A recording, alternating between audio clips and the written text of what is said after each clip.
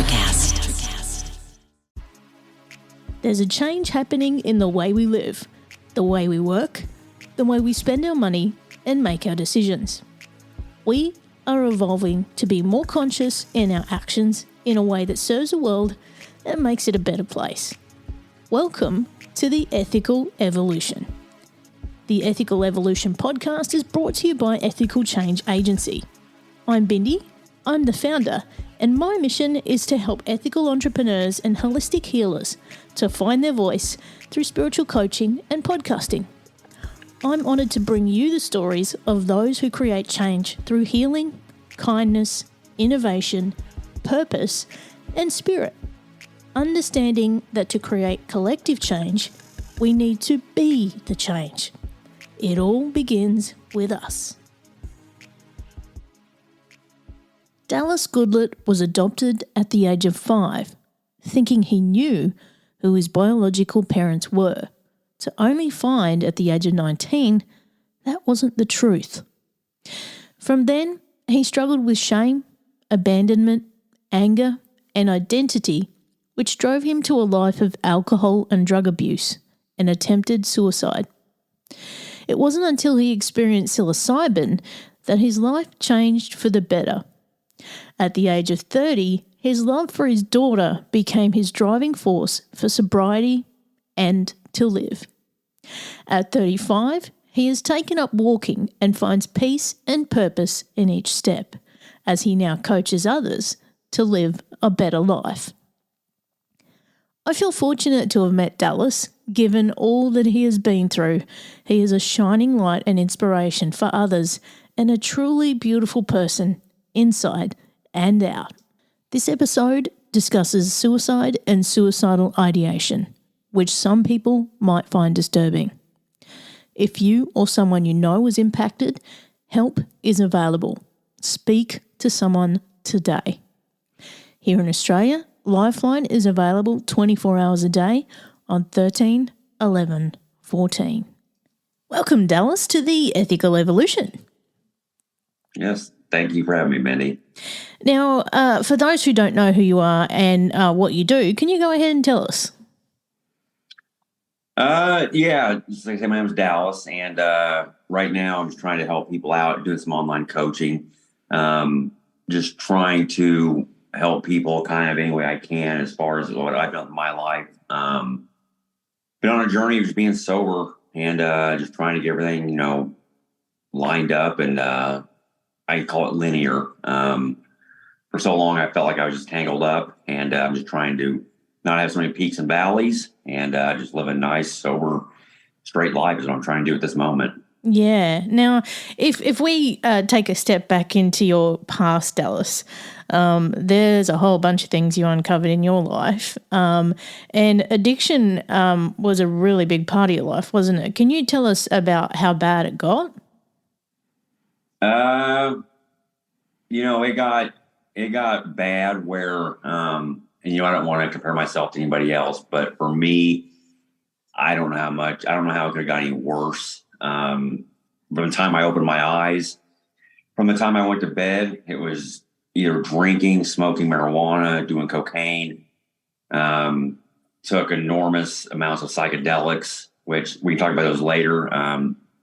If any drug I ever did, those probably played the most beneficial part of my life, as far as healing is concerned. But, there was a period in my life where I was doing so much. I think I was trying to essentially kill myself without doing it, if you know what I mean. Just drinking as much as I could. And like I say, there was times I was doing so much cocaine, I thought my heart was going to explode, and I just kept on doing it. That was a period of my life that I'm glad is over, but I just didn't give up, and not any longer. So here I am. So, it sounds like you were trying to numb something, some pain underneath all of that. Now, you discovered that you were adopted, right? Correct. So at 5 years old is kind of when I first found out. And I remember like it was yesterday, I was sitting on my mom's lap. She's a piano player, and I was sitting on her lap. She was at the piano, and she told me that I was adopted at 5. At that time, is kind of when I say life kind of began for me. And, excuse me, I was from that point on, I just really never felt, I guess you'd say, normal. You know, I had a great family. They loved me. I couldn't really ask for a better family. But yeah, I just never really felt whole. I never felt,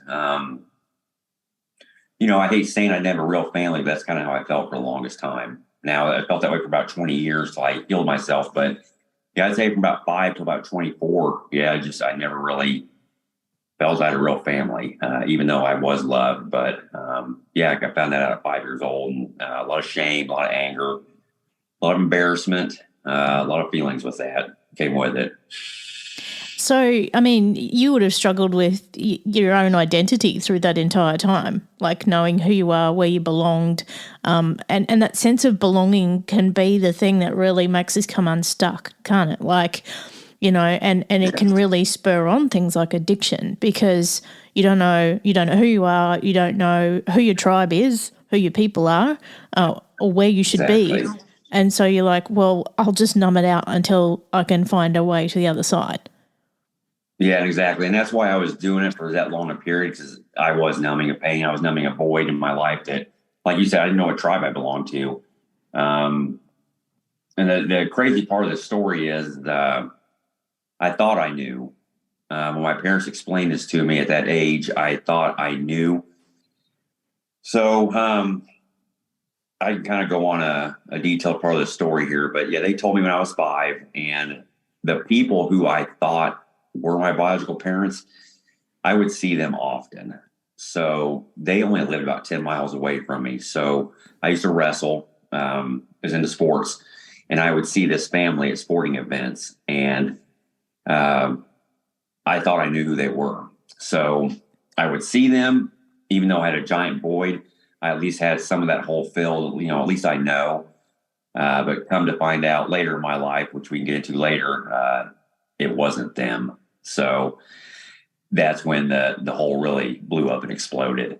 But yeah, it was a big void that was really never filled. And I filled it with drugs and alcohol and sex, going to the bars, just women, wherever I could find. I mean, it was a bad time in my life. I had a very, very bad perspective on women. I loved women. And at the same time, I despised them for what I went through as a child. It was a really duality type relationship, you might say, kind of a view I had with women. So yeah, I definitely filled up that hole with substances for sure. And given, you know, all that you've been through and how much, you know, you were trying to punish yourself, and how you were trying to numb it, I'm surprised you're still out here in society, Dallas.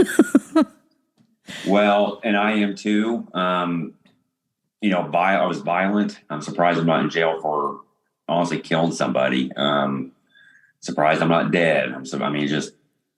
It's really a miracle where I'm at today. And I'm not where I want to be at yet in life. I continue to grow. I don't know if I ever will be, but each day I get better. But yeah, from where I was at, 15 years ago, it's not even the same universe. So, yeah. So how long have you been sober now, Dallas? Completely sober. I mean, nothing at all. It's been a little over a year. Congratulations. Well done. Yeah, thank you very much. And I've gradually gotten better. My daughter, when she was born, is kind of when I cut out most of the alcohol. So my daughter's almost 10 years old now. And for the last 10 years of my life, I've been like really drunk twice in 10 years. And I socially drank for quite a bit, but just really, really drunk where I was kind of, blacked out in a sense, been twice. But before that, I mean, it was a day in, day out thing. Pills, Xanax, I mean, you name it. So, yeah. So, I've spoken to many addicts and I also speak with a lot of addiction recovery experts as well.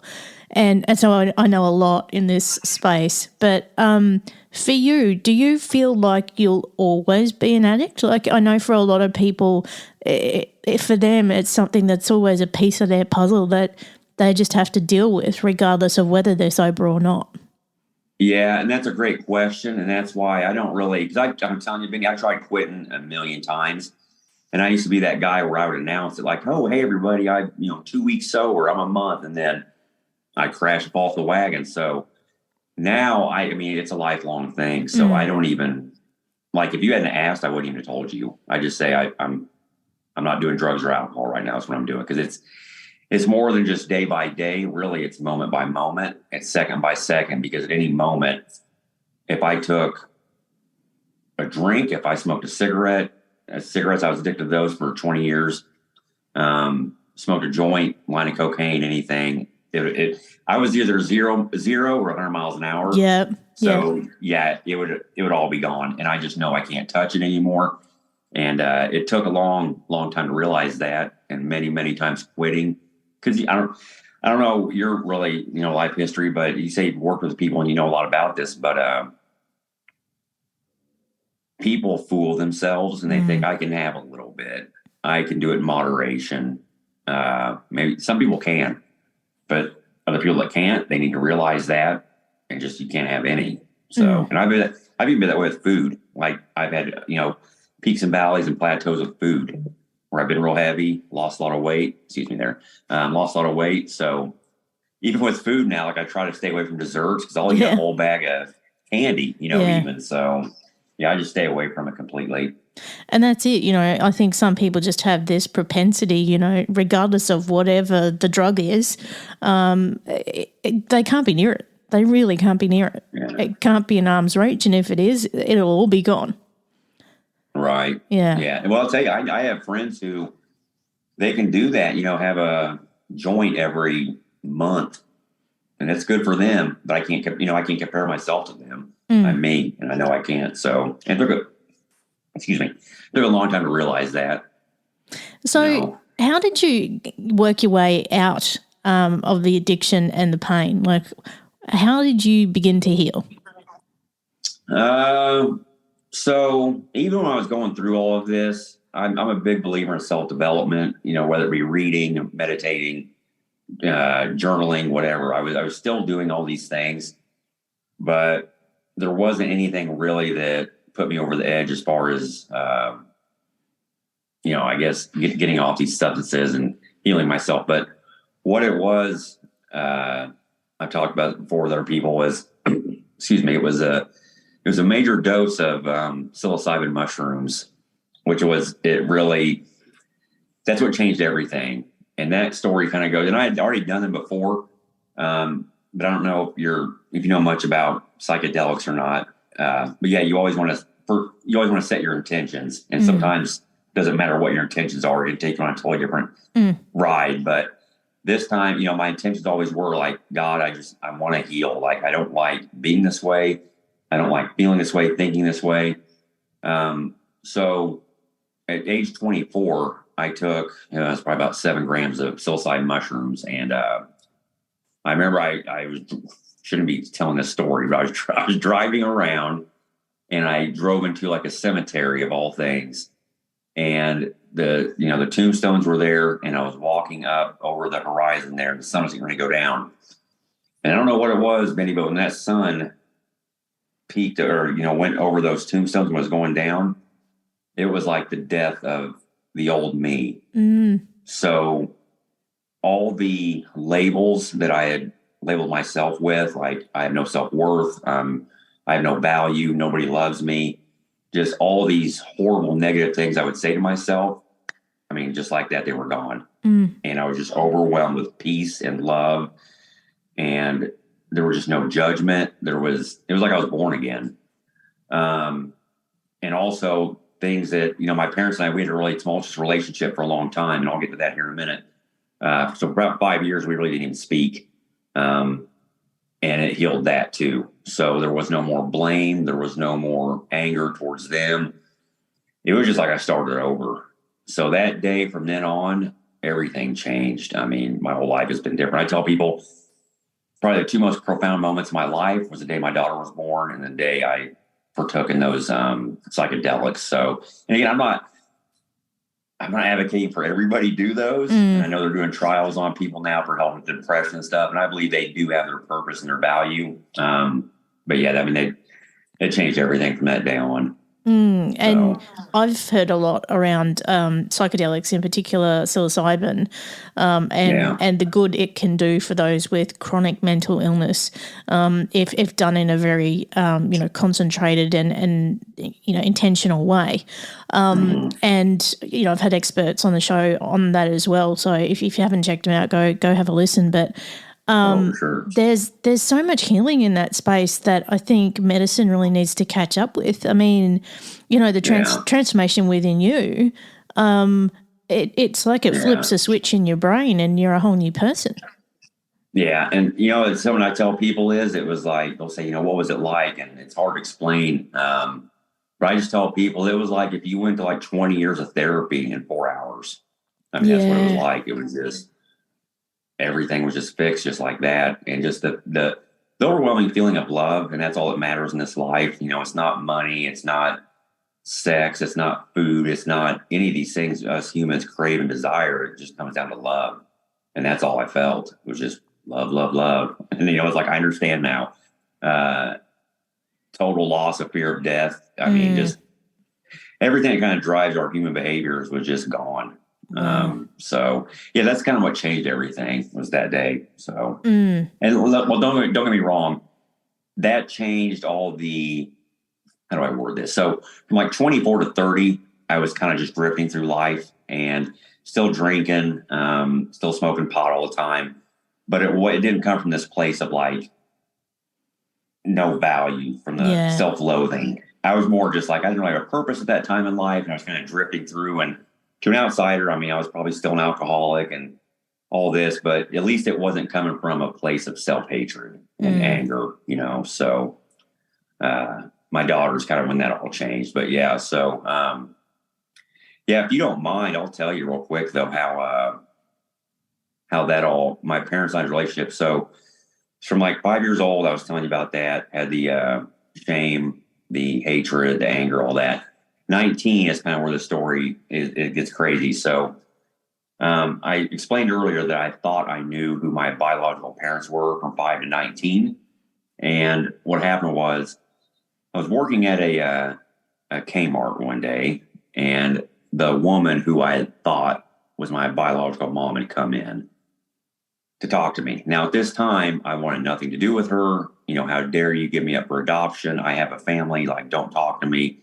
So I had a lot of resentment towards her already. Well, she came into the store, gave me her phone number, and wanted to talk. I took the number, crumpled it up, threw it in my pocket, went home, talking to my dad that day.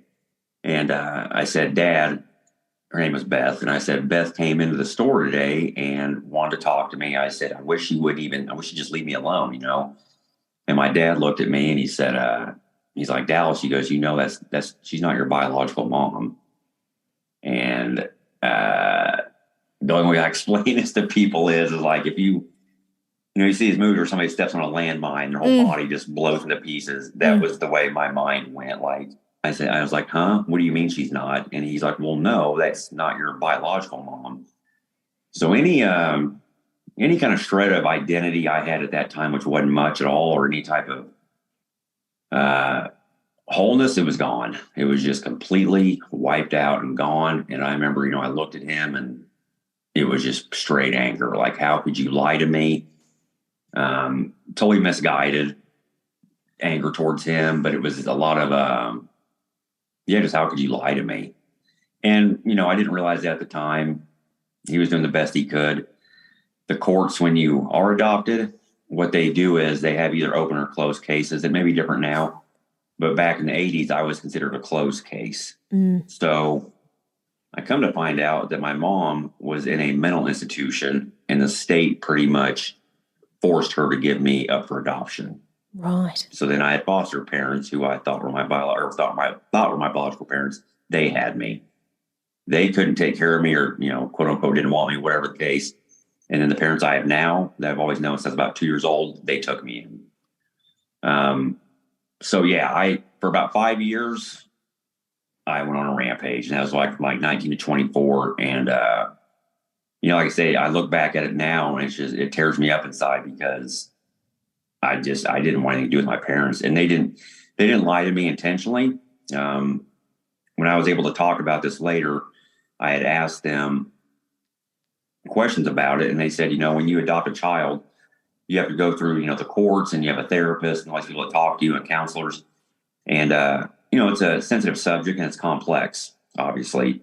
So they advised my parents, don't really discuss any of this with your child unless your child brings it up and asks you questions. Well, I didn't really want to talk about it when I was a kid. When I'm a teenager, it's embarrassing. I don't want to even bring it up. So it was just never talked about. So I was probably waiting on my parents to talk to me about it, and they were probably waiting on me to talk to them about it. It never got discussed. But again, at 19, I didn't have that maturity to understand that. It was just, you did me wrong. And that was my only mindset at that time. And yeah, it just led to about 5 years of just pure chaos and destructiveness. And, we've talked about how you've come out the other side of it, but, a lot of addicts that I talk to, we often talk about the rock bottom and it being a big part in coming out the other side. What would you say was the rock bottom for you? Rock bottom. I had many rock bottoms. Some of my rock bottoms would probably be, one person's one rock bottom forever. But yeah, I had many. I can remember plenty of times where I took, I was actually talking to my wife about this tonight. There's some pills. They're called Seeding pills. They're for high blood pressure. You can get them at Walmart. Mm-hmm. And, I had somebody I worked with at this time tell me about these pills, and there's a girl, and she's like, well, I took 3 or 4 of these, and I was hallucinating and kind of tripping out. So again, I didn't really want to live at that time. So I was like, I'm gonna go get some of these. And again, I'm not 20 miles an hour. I go 100. Yeah. So I remember like not wanting to live. And I remember taking the whole pack. I think the pack had like 18 pills in it. And I never had a stroke. I may have had a stroke when this happened, but I remember I couldn't talk. I couldn't physically form words. And I remember my brain, I felt like I was having almost like bleeding in the brain, like an aneurysm. And I just wanted to die. And I took them 3 more nights in a row. I don't know how I didn't die from those. And it even, they say if you take over like 5 of these things and you go, matter of fact, I remember, I called this like, it was a suicide hotline. It was like an overdose hotline or something. And this was after I'd done them, so I wanted to talk to somebody. And they said, if you had taken over like 6 of those things, you should have went to the emergency room. And I took 18, almost 80 of those things in 4 days. Oh, my Lord. So, like 75 of them. So that was a rock bottom moment. I had nights where, like I say, I was doing exorbitant amounts of cocaine and heart was racing out of my chest. And, that's when most people would put it down. Well, I would do more, almost hoping my heart would explode. Just a lot of nights like that. I don't really remember if there's like one singular moment that stood out. It was just a lot. I mean, it was a lot of rock bottoms. So, yeah. So do you have any ongoing health problems since all of that destruction? Not that I know of.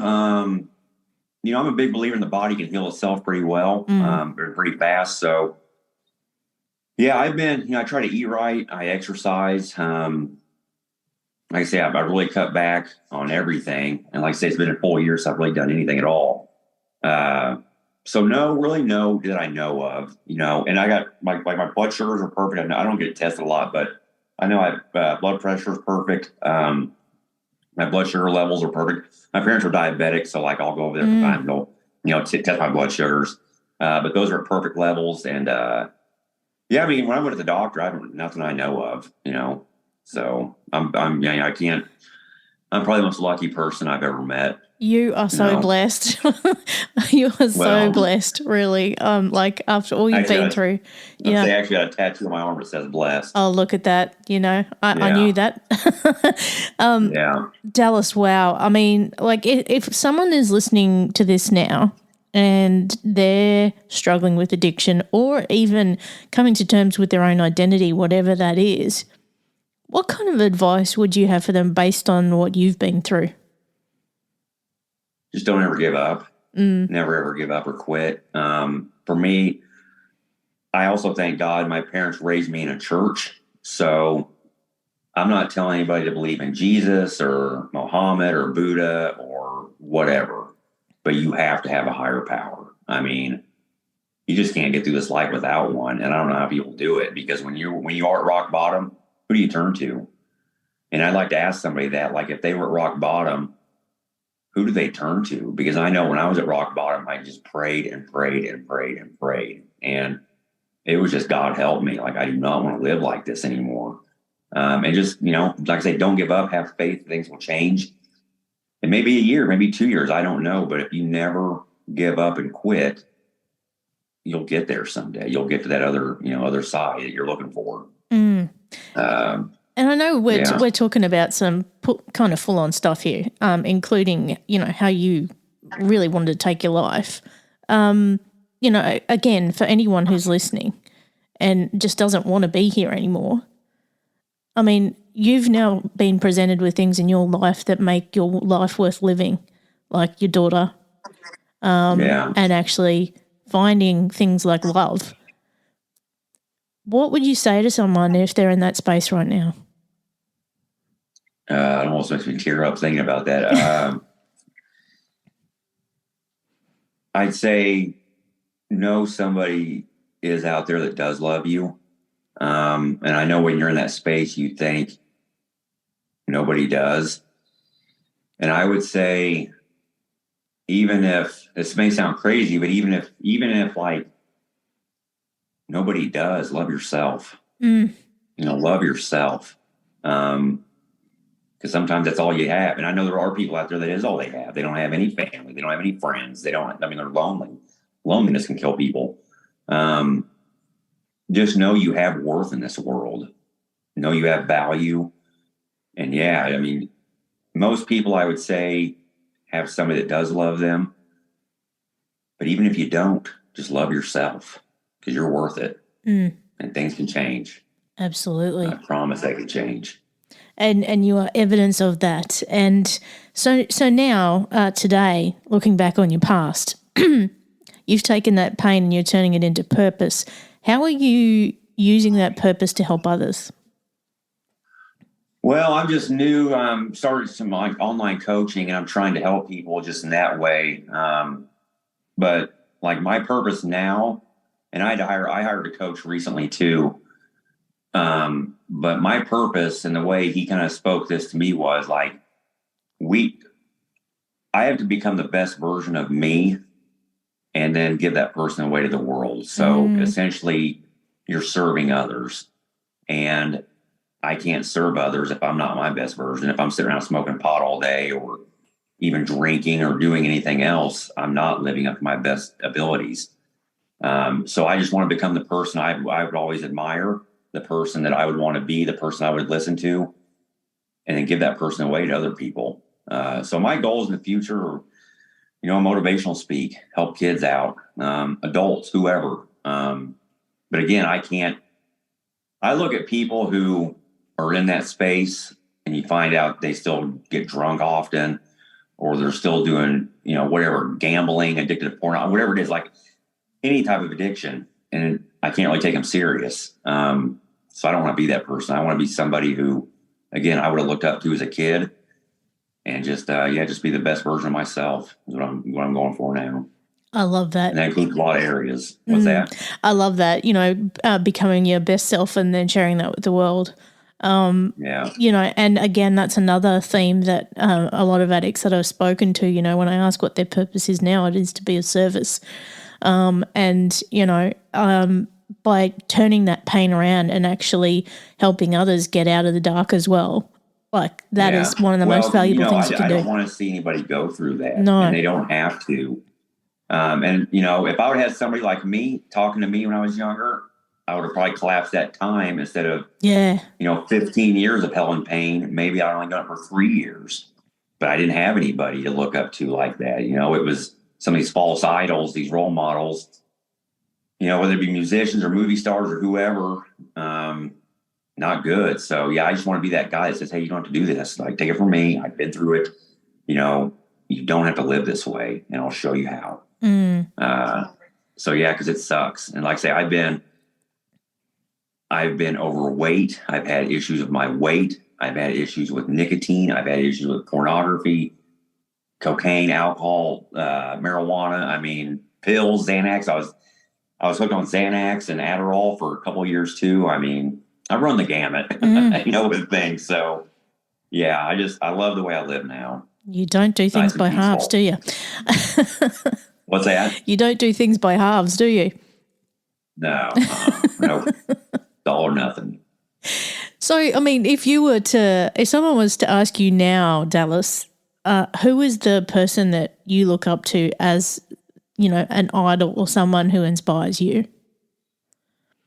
Well, I mean, always I say God first and foremost, but I have so my coach I hired, his name is Wes Watson, and he's not like a household name right now, but I think he will be in the future. But his story was he was in prison for 10 years, and he was on every, smoking speed, meth, whatever, and he totally changed his life around. I mean, if you get on YouTube and watch this guy, he might be a little much for somebody. I mean, he kind of cusses, but he's what to me men need to hear. And that's who I hired as my coach. And he speaks about sobriety, like dropping all your vices. You cannot have any vices in this world. And he's somebody who I look up to because even, you get people like Arnold Schwarzenegger. I was talking about him the other day. Arnold Schwarzenegger, bodybuilder, a lot of guys look up to him. And he was on Instagram talking about how he pours peach schnapps in his pre-workout drink. Ooh. And some people may see that on the surface and say, oh, big deal. But it's like, big deal. Some kid will see that. And you created an alcoholic, Arnold Schwarzenegger. You may not know that, and maybe it's not your responsibility. But I guarantee you some kid watched that and now you turned him into a drunk. I guarantee it. Other people like The Rock, the celebrity. He has that tequila line. He's always talking about tequila. Yeah. Do your thing, Rock, but I guarantee you some kid that looks up to you is going to be, you just destroyed his life. You destroyed some guy's marriage. You destroyed some kid, probably dad beating up. I mean, again, you can't say, well, it's not my fault, but why even get into that? So that's why I like my guy, Wes. He's just all about sobriety, dropping vices, being a better man. And, instead of picking up a pipe or something to smoke, he talks about exercise, just you get those urges, just go exercise and that'll cure everything. So somebody I look up to now for sure. There aren't many guys like him.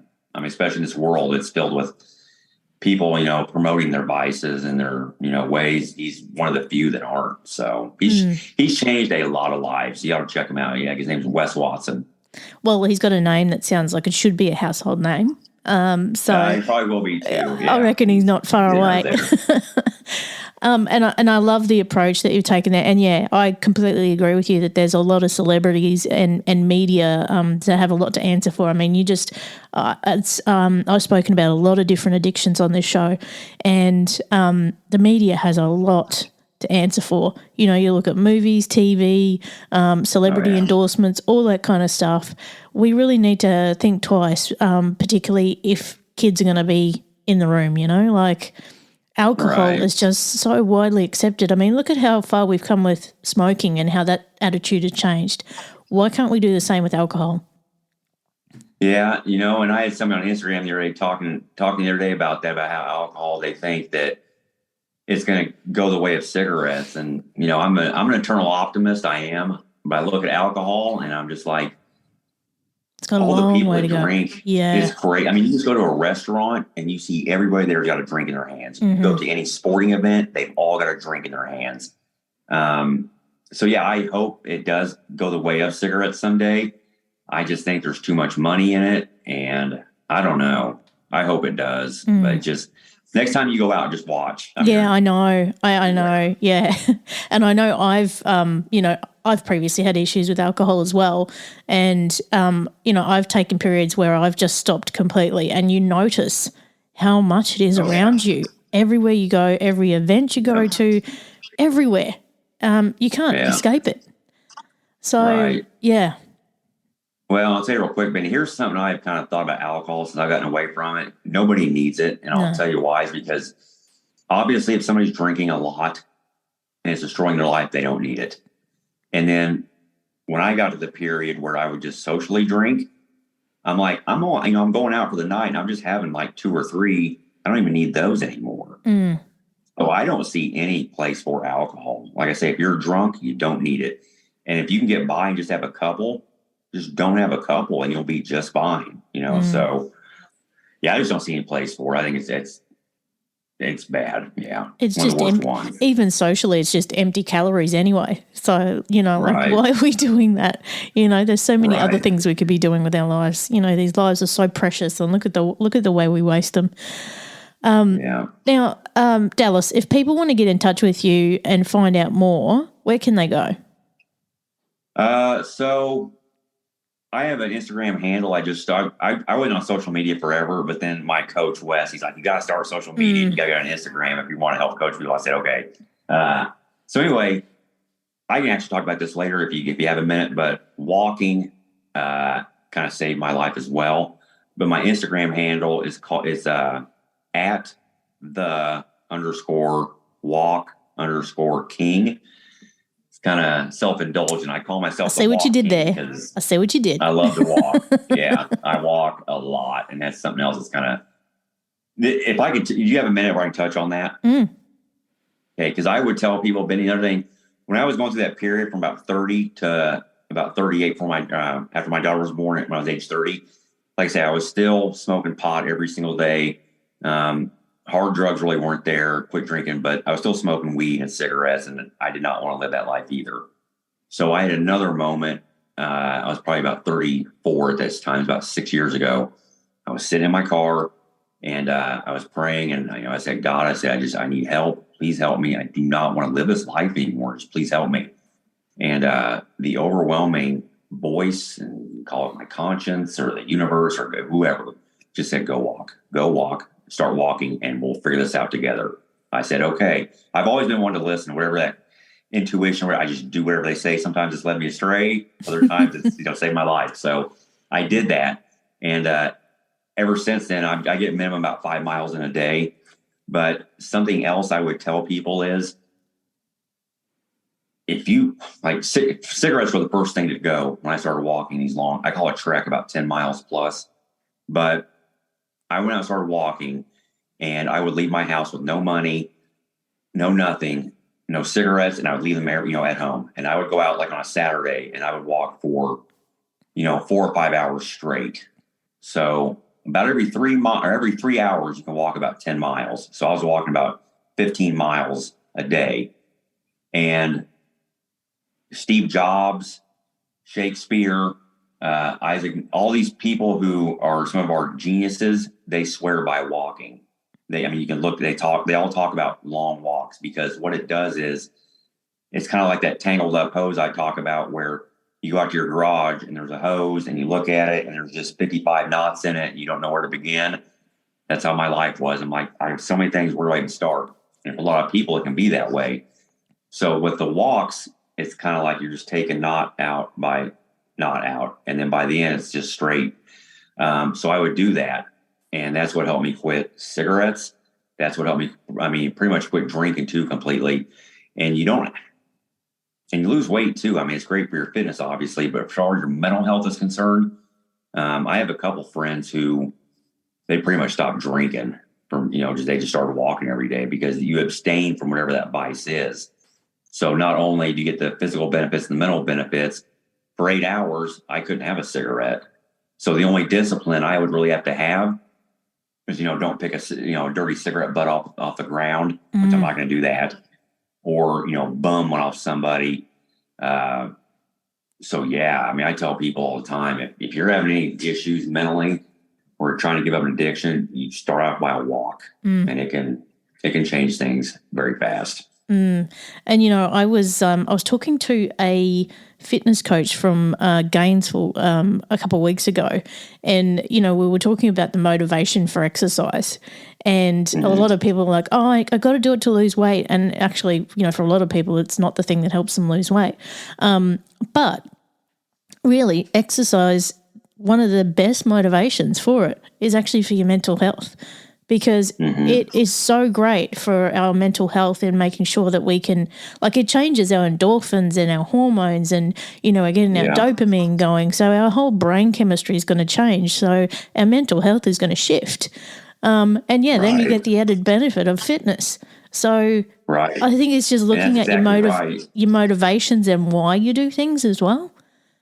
What's that? Your motivations and why you do things is really important as well, because it creates the change too, like it would with addiction. Right. And that's exactly right. You nailed it on the head there about exercise. And I try to tell people is don't think about it from a physical or aesthetic standpoint. Think about it for your mental health, because the physical part will take care of itself on its own. But if you exercise, and that's what again, my mentor, Wes, that's something he kind of drilled into my head was, because when he was in prison, he had to escape his negative self-talk. And he's like, the only way I could do that was through exercise. Yeah. So the physical part will come with it, but people have to start focusing on what it does for their mental health. And with walking, that's what to me is so great. It's low impact. You can do it anytime, anywhere. And I'll go to the gym when I can, but I know there's a lot of people who'll never go to the gym. They're either too heavy or it's not for some people. But I kind of joke around and tell people, if you can walk to the refrigerator, you can go outside and walk. That's it. So just start walking. Yeah, one step at a time, like even if it's just to the mailbox and back, that's a start, And I'm glad you said that too, Bendy, because the metaphors and the life lessons you get on walks, or I get on walks, like what you just said right there, one step at a time, you can use that in your life in itself, one step at a time. I'm not trying to sprint to the end of this journey. It's a long road. And I know if I just take one step at a time and I say slow motion is better than no motion, you'll get there. And I teach my daughter this is we'll go out on a walk and she'll, huff and puff. And then, you put your head down and you just go, you look back and you're like, oh my God, look how far I've come, but when you look out ahead, you think it's this big, long journey. And that's how quitting addictions can be. It's it's just too much for me. So just, put your head down one step at a time. And then pretty soon, you're going to look back and, oh my God, I came this far. So a lot of life lessons I learned through walking for sure. A lot of it's best left in the rear view mirror, isn't it? Oh yeah. Now I got the last big question for you, Dallas. What's the change you'd like to see in the world and how can we bring it to life? Everybody to just love each other and just not get so caught up in this, I think TV is like the devil. I think it's divisive. Just, stuff we see on the news, just give people the benefit of the doubt. That's something that's always served me too really well is look for the good in people and know that we're all born inherently good, and through life circumstances or things that have happened to people, it can change people, but just know that there's a good soul underneath that exterior. And again, we were all born good at one point, and just to forgive people and, just give people the benefit of the doubt. If somebody upsets you, these are life lessons, my dad taught me when I was a kid, just, things I'm kind of saying now is just give people the benefit of the doubt, don't rush to conclusions, don't jump to conclusions, and just love and forgive. So. Yeah. And I love that, as you say, we're all born perfect and we're all born good inherently. Yeah. But, over time things change and everybody's got a story. Everybody's going through something. And, it's more in our struggles that we're more alike than apart. And exactly. I think if we can just see that in each other and understand each other on that level, the world would be a different place. Yeah. Right. And, real quick, Ben, even people that we see that have it all together, like I live here in Florida and I see people that got their mansions and nice cars and stuff. And, even they, I don't want to compare whose problems get worse, but even they have problems, Oh, yeah. And again, I know money can help things out in situations. I've had times where I had a lot of money. I was in the banking industry for a while and kind of crapped that away with drugs and alcohol. But there were times I made a lot of money and I was hurting deeply at those times. Yeah. Yep. We just got to look at everybody with a fresh set of loving eyes and just try to look at them as like, like I say, they were born a good soul at one point. Yeah, absolutely. Dallas, I reckon you and I could sit down and talk all day. There's so much that we've got in common. It's not funny, but I have loved every minute with you. Thank you for being a part of the Ethical Evolution. Well, thank you, Betty. I appreciate it. Thank you very much. Thanks for listening to the Ethical Evolution podcast. If you're ready to be the change and would love to work with me on finding your voice through spiritual coaching or creating your own podcast with impact, visit ethicalchangeagency.com.